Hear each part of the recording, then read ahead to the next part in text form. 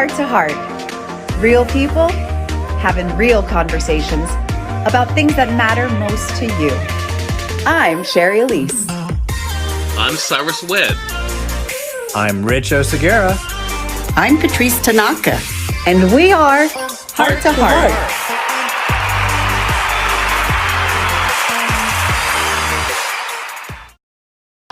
Hello, everybody. Welcome to Heart to Heart. So excited to have you here joining us live. Heart to Heart is a brand new, if this is your first time, it's brand new. If you've been with us for a little while, then you know the drill. It is an interactive talk show where you guys get to choose the topic. For the last few weeks, we have been focusing on you getting to know a little bit about our co-hosts. And today we're going to be sharing with you a little bit about Rich Oceguera, one of our co-hosts. But before we get into that, say hello to us. Let us know where you are tuning in from. And as always, share the love. Hit the share button wherever you are watching this. Let's get my team here so I can say hello. Hey guys. Hello, everybody. Howdy. So nice to see you all. Happy Wednesday. If you're watching with us live, don't forget to grab your favorite cup of anything. We don't judge around here, so whatever you want to put in there, have a good time. So, you guys. So, hello, Angelique. Nice to see you. Thanks for tuning in with us. So, a little bit later in the half, we're gonna feature our good friend here, Rich, so you get to know a little bit about him. But before that, we always like to I like for us to talk a little bit about, things that are happening in our lives and in the world. And for the last few weeks, we've been focusing a lot of what's happening in our external world, in our country. And we've had some time to slow down a little bit. And in this last week specifically, since I feel a little calmer in our country, to be honest, but I don't know if some of you have Clubhouse. It's this new, social app that Rich invited me into. And it's an audio thing. So people have an opportunity to it reminds me of like those old school like chat rooms where it's audio only and you can listen in on the phone and you're kind of eavesdropping into people's conversations. And so a lot of huge celebrities are on it, really what people would deem as important people. We're all important, right? But one of the things that I've noticed about it, hello, Vendetta. Some of the things that I've noticed about it is that there are people with these that are so successful, and they're talking about things like imposter syndrome. They're talking about people are opening up in ways that the whole reason why we started this show was to have these honest conversations. And I'm listening to people like that you see, and you would look at them, and the outside person would go, oh my God, they must not have any issues, or they would just think that they have everything, right? And they're talking about the same insecurities that all of us do. Yeah. And I was just curious if you, what is it about, that no matter what levels of success we might have hit or where we are in our lives, that everybody in some way is worried about something? Just curious your thoughts on that. It goes to what you were saying, I think, Sherry, about people are people. I think, even those who are in the public eye, those we feel like we've gotten to know because we've either seen them on television or a movie or followed them online. I think that's what makes it, when things happen in their lives, makes it such a big deal, because I think we have put them on such a level so separate from us. But when you brought that up earlier before we went on, I thought, that is such a real thing, that people are people. And I think a lot of times we forget that. And I think, honestly, sometimes that's what makes people so fanatic about celebrities, because they feel like, okay, someone else's life is just as messed up as mine, or and so it makes it exciting for them. But I think that's really the big thing. I think so when someone like that talks about it, I think that's what makes it a big deal, because we put them on such a level separate from us. So interesting. And it wasn't just like the celebrities. Like, what I'm finding is that people are just opening up in ways. It's almost like all this stuff has been bubbling over, and they're now given permission. Because I'm talking on there openly and honestly too. I do that in my everyday life, and that's the reason why, again, we started this show. But people are just spilling forth their deepest secrets and insecurities, and it's comfort. I don't know. it makes you feel less alone, and everybody feels like they're just normal in a way. And Yeah. there's so much support and so much love. And it's just been this crazy thing to witness. Curious, Rich, what about you? Have you found that same thing on? I know you invited me to Clubhouse, so Yeah, I think you're the queen of Clubhouse now. You're on there more than I am. But it I think one thing is there's no cameras involved, right? There's a little anonymity behind your profile pic on Clubhouse. But what I see happening there is there's a lot of hunger for information and learning and vulnerability, the way that you're talking about, and it's very unique and distinct from other social media platforms. And from what I see on that on Clubhouse, it is a lot of people who are wanting to make a difference in their lives and in the world, whatever their business is. There's a like-mindedness about it, and I think it's really good. And I have to say, I'm kind of blown away that in my world of Clubhouse, the dominant it is largely African American business owners. I'm seeing it huge, and it makes me so happy because you don't see that concentration other places. yeah. It's just like tons of people on there who want to know, like, how do I be successful? How do I help other people? How do I make a difference? And I like that. Yeah, it's definitely powerful. That's I've noticed that as well, and it's like great to see all these different communities on there. Seeing the African American community, and I see them, groups like spiritual communities and stuff, and you don't often think about that, to be honest. How what people are involved in all different areas. I think a lot of what people are feeling there, at least I think people are dying for connection, like with this last year, not being able to be around people. I'm curious, for those of you who are watching right now, do you feel, I don't know, would you feel comfortable talking with strangers, like opening up completely about your life? Like, do you think that it would make a difference in audio or video? Would you jump on here and just share with us your deepest secrets? Or is there something about being, somewhat anonymous, although it's connected with your social media, so people can still find out who you are? Totally. Yeah. And just to talk, were you going to say something, Patrice? Go ahead. No, I think the whole Zoom culture that we're in now has kind of opened it up and, to people being more forthcoming, because after all, you can peek into our homes and see how we live and get a little more insight into who we are and comment on things, which then, bring the conversation becomes more personal than it might have been, when it was only professional. So I like the blending of personal and professional and allowing us to kind of live an integrated life. So I think that having these kind of Zoom conversations has probably helped with the imposter syndrome, because you can't really pretend as much as you might ordinarily when you're sitting in your living room or your bedroom and trying to have a conversation with someone who may be a stranger or, Yeah, So, there's more realness to it, like your cat jumping up on your chair, like in the middle, you're a CEO or something. Do you also think that this last year for people has really connected them to what's important to them as well, and like what they value, and like maybe it is relationships, maybe it is coming to their own truths? yeah, I think it is about, deep introspection, or more so than, people had time for previously, to think about their lives and to evaluate whether, they are feeling fulfilled and joy filled, and whether they feel that they're contributing, in the way that they know or want to contribute Yeah. to the world. So that's a good thing. I think it leads people to questions about, what is my life purpose? How am I leveraging my talents, my expertise, and my passion in service of other people and our planet? you know. Were you eavesdropping on our conversations here last night?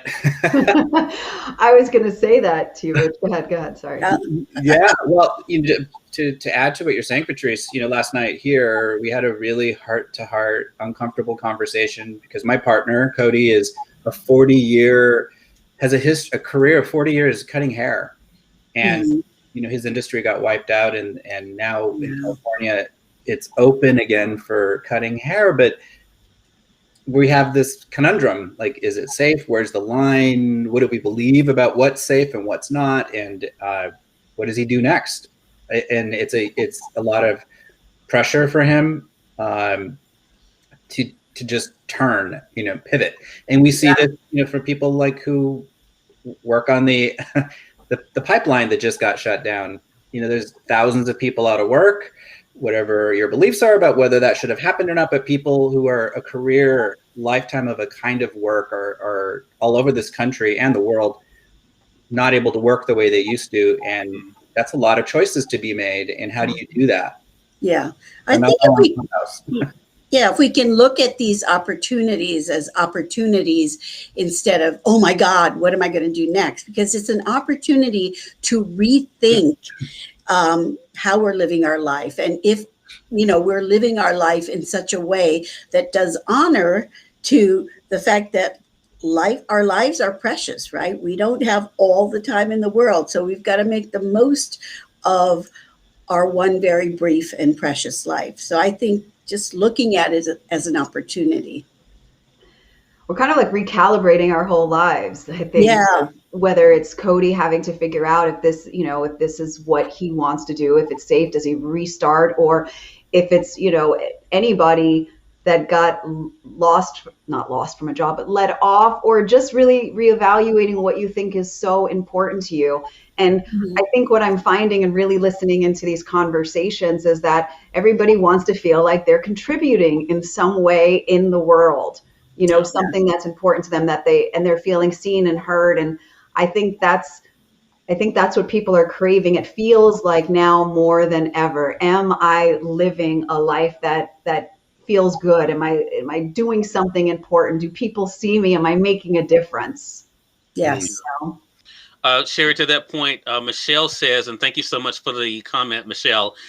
Michelle says, I think the professional and personal integration of ourselves can help us all to contribute to our own life's balance. Imagine better balanced individuals interacting. The ripple effect is promising. And I think that's true. And that brings up an interesting point, though. And thank you again, Michelle, is that I think a lot of times I don't, because my personal and professional life are pretty much the same. But I think for some people who do, who have had to figure out, okay, what do I do next? For me, I just get up, but I have that luxury of being able to do that, and everything flows kind of the same. But for those who are having to make the decision of what do I do, like what Rich mentioned, I mean, it can be something that is not easy. But I think to talk about it rather than let it, kind of simmer within ourselves, I think it kind of goes to what it seems like you all were saying earlier about the importance of these conversations. Yeah. And I want to say, I see a comment by Yolanda saying, at 70, I asked myself, what's next? And I think that's a beautiful question to ask. And one of the groups I'm working with right now is called Eldera, ELDERA.ai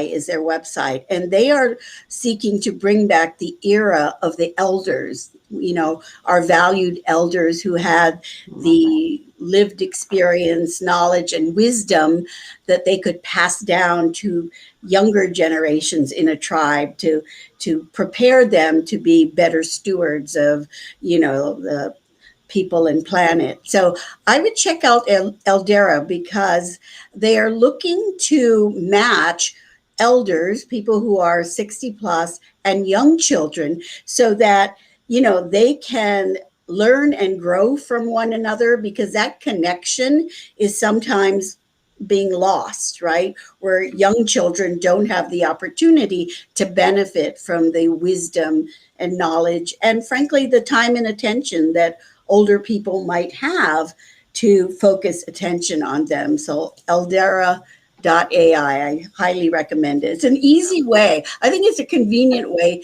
for people 60 plus to actually live their life Because purpose. there's always more. There's Yeah. Yeah, always more for us, there no is. matter what There age is. we're at.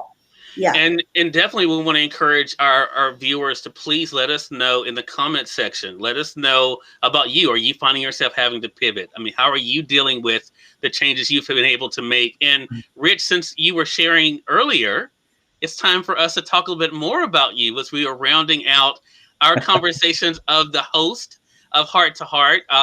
I kind of got a chance to talk to to Sherry. I didn't really get to talk to Patrice as much, but with some tech issues. But Rich, I think we're going to be good here. So Rich, I want to talk about you and the reflection for yourself, because I think as a lot of people are kind of looking at their lives. I mean, I saw this great photo of you, as a baby, as a boy.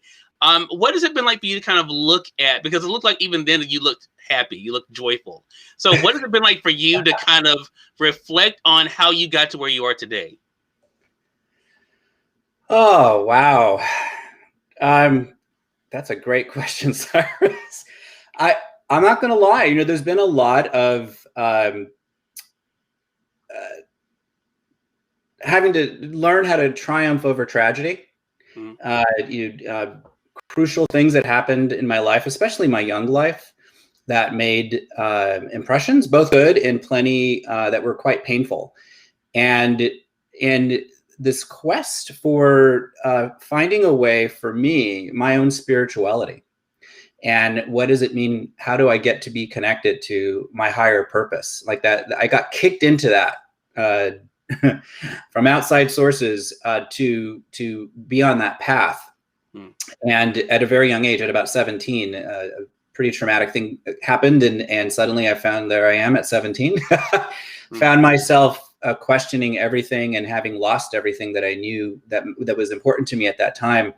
Yeah. And I just knew somehow that something greater was driving me, and that I was here for a bigger purpose. And my life continues to be an unfolding of how can I be of service to support people in their overcoming of their traumas and their tragedies, and getting their message, their voice out into the world and being seen in the world so they can help the people they're here to help.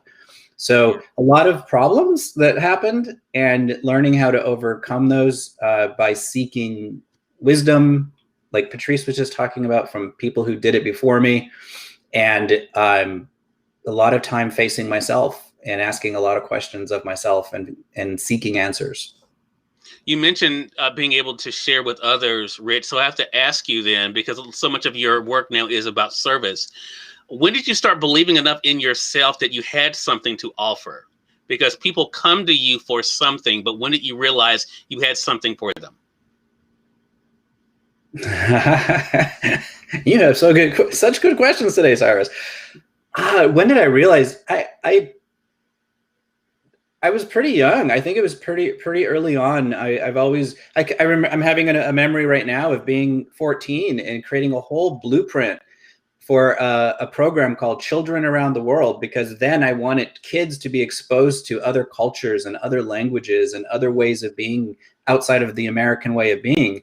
Created this whole blueprint and a proposal. I didn't even know what a proposal was at 14, but I created this document for the pastor of my church at the time with an idea like, hey, we should create this. And it was actually to be a TV program. So, I think it was in my heart at a very young age. And my mom, who happens to be watching, has always been a great influence for me, because that's how she is. She has always been a woman striving for excellence, and how can she be a contribution to the world? And I got to grow up with some pretty amazing family members where that's the spirit that I was around. And so I carry that mantle of being here for not just my good, but for the good of others. Well, hello, Mom. Thanks for watching. So last question I have for you, Rich, I'm going to toss it to Sherry. I want to talk about the response. I mean, you've come to realize you have something to share. What has it been like for you to be able to see the way people have responded to that and it's resonated with them? It's very humbling.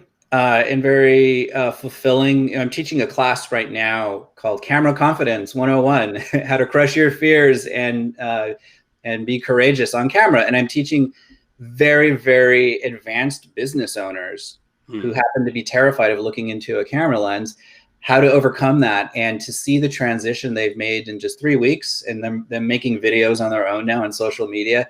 Like, it's like, wow, I feel like a little proud papa. Yeah. And it shows me that what I'm here to teach can make an impact, and it can inspire those people who are meant to be drawn to me to be their best selves and to put themselves into the world and to be fearless and to be courageous, which is one of my taglines. And so I know in my heart of hearts that I'm on the right path and that I'm here for a reason, and I'm going to stick to it.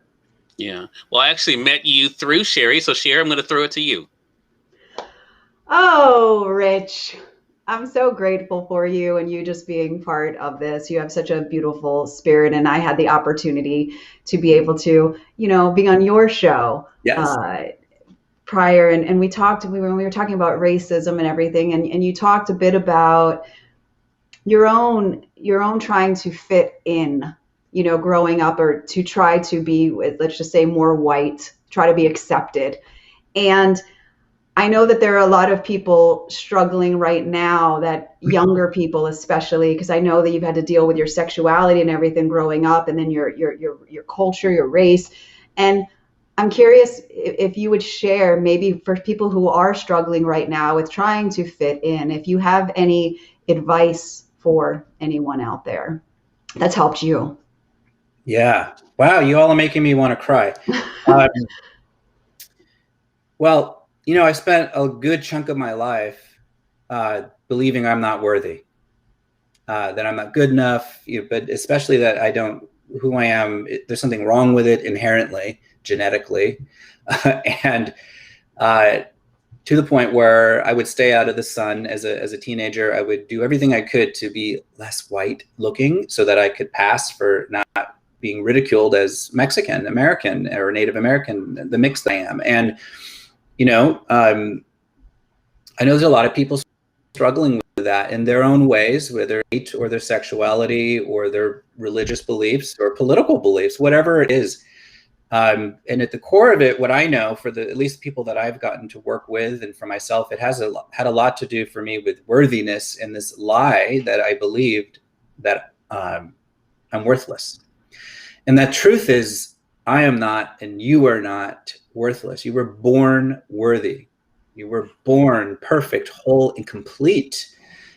And anything other than that you might think about yourself is just a lie. And the beauty of this is we can choose not to believe those lies and to create a life and a support system, an ecosystem around us that supports us in the belief that, I'm worthy, I'm awesome, I matter, and I'm here to do something much bigger than my fragile ego wants to tell me I'm here for. So just tell yourself this every day. I am worthy, even if you don't believe it. And at some point, your brain is going to actually get programmed, and you'll start to operate from that place of power and confidence. And life will be different, not perfect, but you'll have a lot more power. You'll be empowered. And that's the work that I do. That's what I'm here to help people do. Love it. Yeah. Patrice? Yeah. I love asking people who I don't know very well to tell me what are 1, 2, or 3 things that they're proudest of having done in their life to date. Well, the first thing that still comes to mind is I was the co-founder and the president of the first ever Chamber of Commerce in New York City for the LGBT community.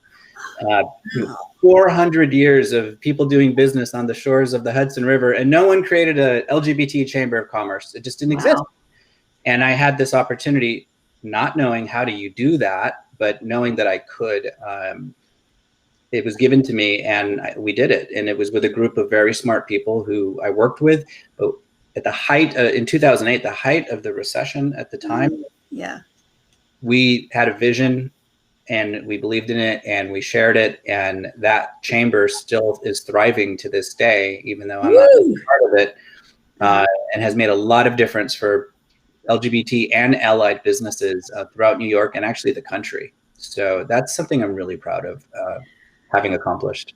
I am proud to note that is quite an accomplishment, and I love it. And you should feel very proud that you've been able to create something that continues to this day and helps so many people and so many business owners. So, is there one more thing?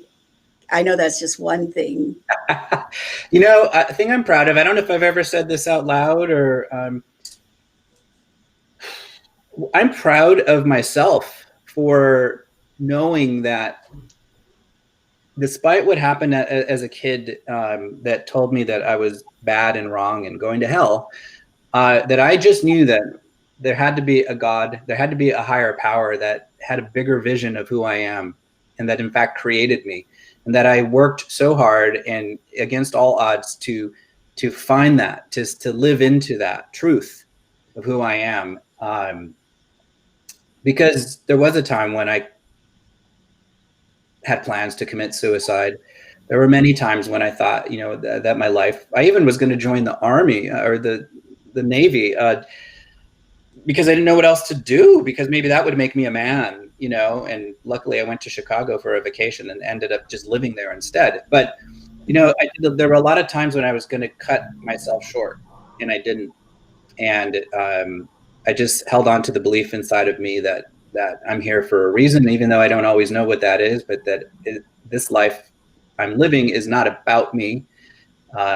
It's about something bigger. And so I continue to hold on to that belief. And so that's something I'm proud of as well. Good for you. Yes. Rich, thank you for sharing all these parts of you. And the beautiful thing about the last few weeks and learning a little bit about each of us, and that I think is so important for everybody to hear, is that no matter where you are in your life, no matter what accomplishments one has had or hasn't had, we've all had challenges. We've all have had to struggle in some way, and we've all have had to lift ourselves up. And I think, as we mentioned earlier in the beginning about this imposter syndrome and this wanting to open up and be ourselves, I think the more and more that we can have these conversations, and the more and more that we can let down those masks, I think we can continue to heal not only ourselves, but our world of this idea that we're not good enough, and that we got to compete, and that we got to show up in all of these ways.